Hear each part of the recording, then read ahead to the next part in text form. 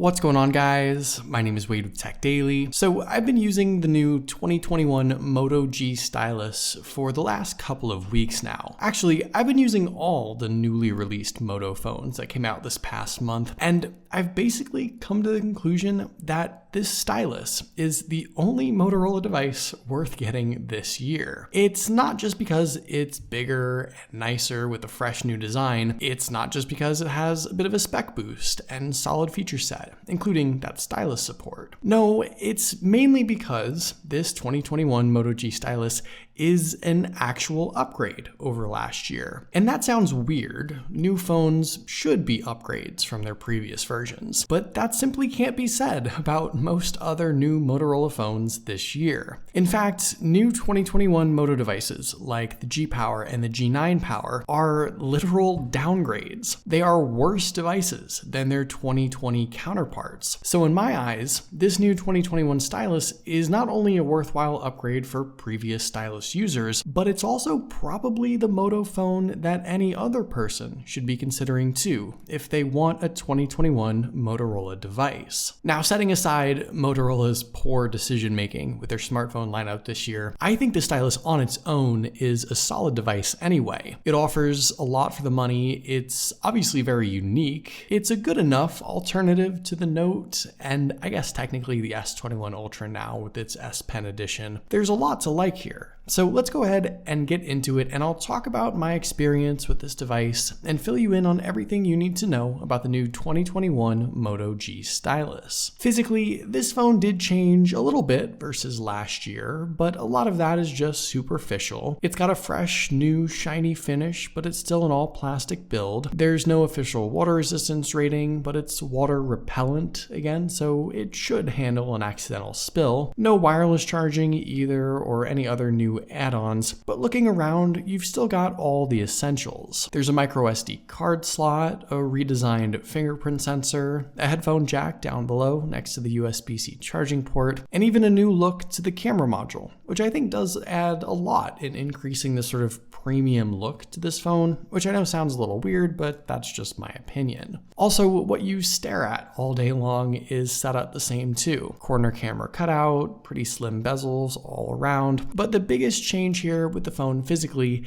is its bigger size. It's now 6.8 inches, up from the 6.4 inch form factor of last year, and I consider this to be a great move. This phone's only other real competitor was the LG Stylo 6. That phone is 6.8 inches as well, but it's massive with huge bezels and a dated design. This phone packs that same big screen in a smaller, more modern form factor. And writing with the stylus, for example, on a screen size like this is just great. Not to mention consuming content and playing games and whatever else you want to do. Sure, it's gonna be a bit of a stretch for some people now, but I think given how robust this phone is aimed at being, bigger here is better. And with that new side-mounted fingerprint sensor, I think that was the right move too. Sure, the rear sensor with the little dimple and Motorola logo was iconic, but I think it would have been too uncomfortable on this phone. The side-mounted power button combo is easy to use, it's comfortable, it's fast. You can also enable a capacitive shortcut setup where a light double tap brings up a customizable menu of apps that may or may not be all that useful, but the bottom line is this setup I think was the right move. And more than anything nowadays, I'm just glad to have it. Motorola also did bring back Face Unlock on this phone too, and it works fine when you can utilize it, but I think that fingerprint unlock is the way to go. Now, unfortunately, it's not all positive with the G Stylus. One thing that Motorola did mess with is the speaker setup. They basically just took away the dual stereo sound that last year's stylus and a bunch of other Motorola phones had, and we now just get that single downward firing speaker. Motorola made this change on all their new phones this year. It's a shame, I don't really get it. I'm a big proponent of stereo speakers, but the out loud listening experience is still pretty decent. And actually, this is really the only sort of downgrade or negative change on this phone at least. So there's that. And here's a sound sample so you can get an idea.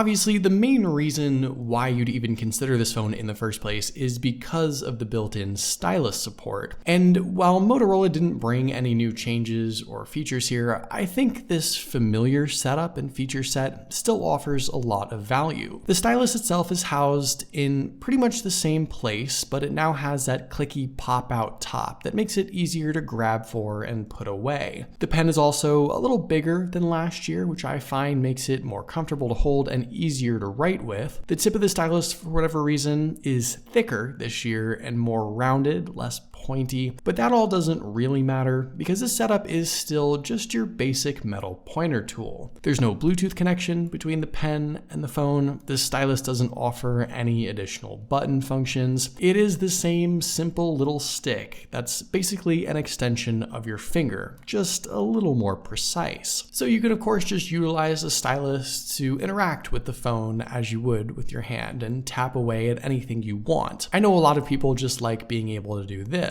But of course, when you pull that stylus out, you're also prompted with a shortcut menu that houses some stylus-specific apps and features that are only available on this phone. For example, the dedicated Notes app lets you draw, write, and type out whatever it is you need. You can write out a shopping list, do some coloring, sketch out a diagram. You can combine typed text and handwritten notes too. The app offers a lot, and I think this is where most people will use the stylus. You don't have to utilize Motorola's Notes app either, though you can theoretically use any app that offers stylus and drawing support. So Keep Notes, for example, is a great alternative. There are also some other stylus shortcuts, like the ability to quickly take and edit screenshots. That's super helpful at times. There's a dedicated coloring book to help pass the time, and you can even customize the stylus menu to display any app shortcut you want. It doesn't have to be stylus related or even Motorola specific. While the stylus related tools and features obviously fall short when compared to Samsung's Note and the S21 Ultra, I think there's still plenty here that makes the stylus both useful and fun. The real downside is just the fact that this rudimentary setup means that the lag and latency when you draw or write is still very obvious. Motorola did nothing to improve that, and you might have to slow your writing down a little bit in order to keep your lines accurate. This is obviously a product of the stylus and phone not being paired up. The phone isn't exactly made for the stylus. Like I said, it's not connected in any way, and the stylus isn't made for the phone. It's just a cheap metal pointer. But if you're used to that little delay, maybe from last year's phone,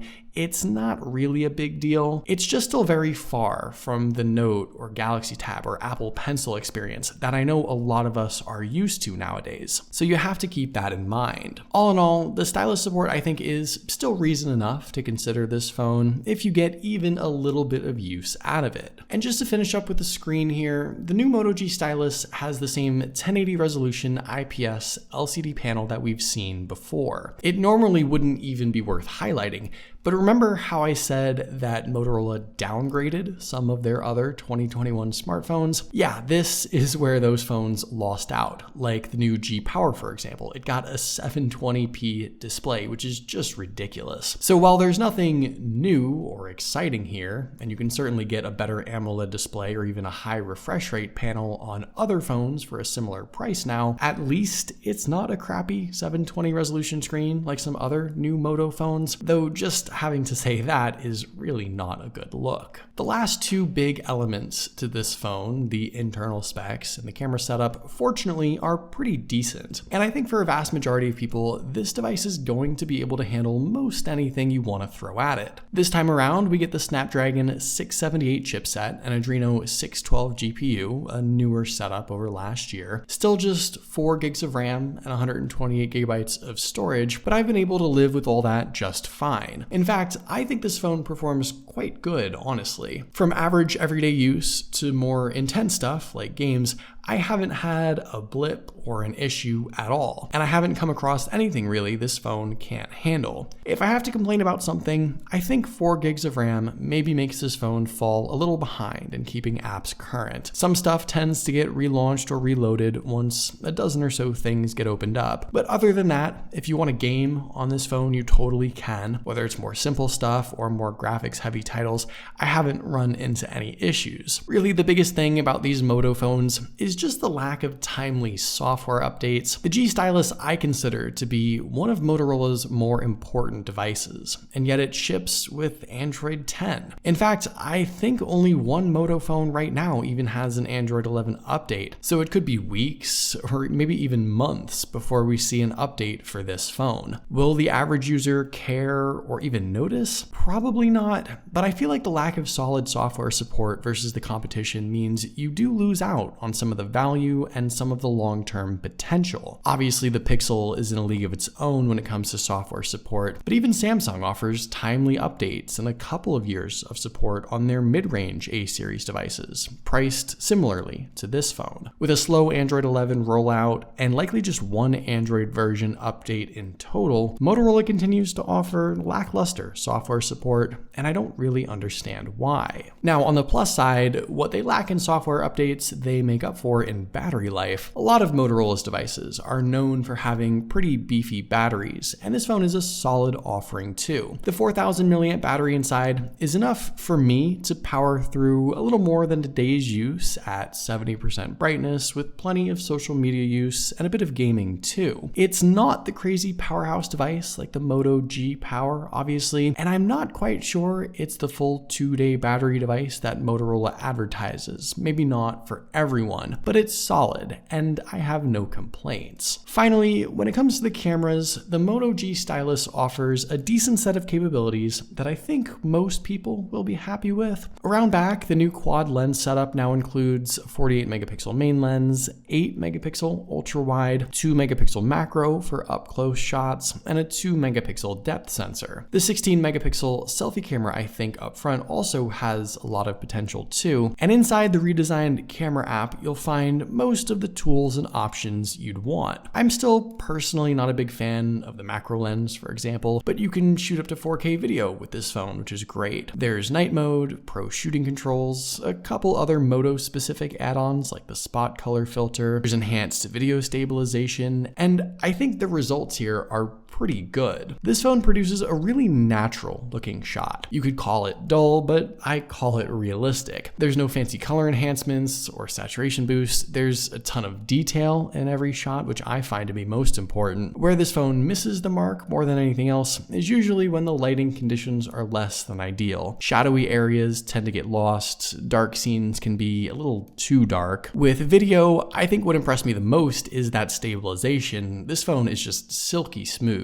when it's shooting, and I think the end result looks great. The selfie camera is pretty good too. It's natural, there's tons of detail. Portrait mode ends up doing a nice job with the background and foreground separation. All in all, there's a lot to like here, and enough to where this phone can get the job done. Now, unfortunately, I do think camera tech has just come a long way in a short time. I don't know that Motorola has put as much effort into their camera tech as some other companies have, and with a ton of other devices offering flagship camera capabilities basically at a fraction of the price, this phone obviously is just gonna fall way short. But if camera capabilities are what you're after, then just get a Pixel. It's not much of a comparison. All in all, the new Moto G Stylus is a fine phone on its own. At $299, I think it's well worth the money, and it's a unique device with a lot to offer. There's nothing that's inherently negative here, and in fact, there's a lot to like. It looks great, it's big, it's got the specs to get the job done, and that stylus, I think, is still a selling point,